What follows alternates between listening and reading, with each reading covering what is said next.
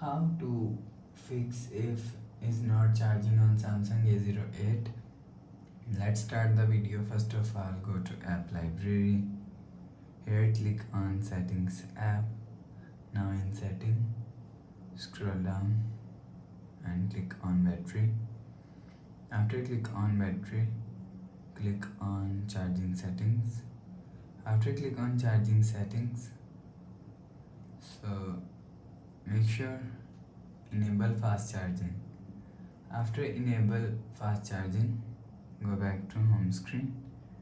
You will see your problem is solved.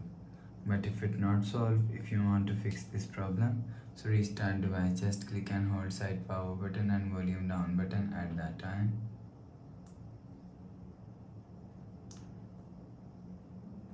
Click on this restart icon.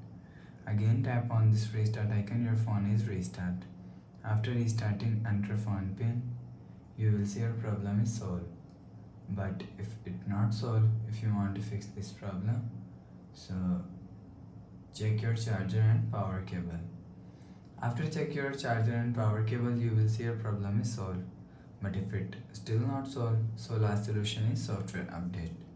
Go to app library, click on settings app.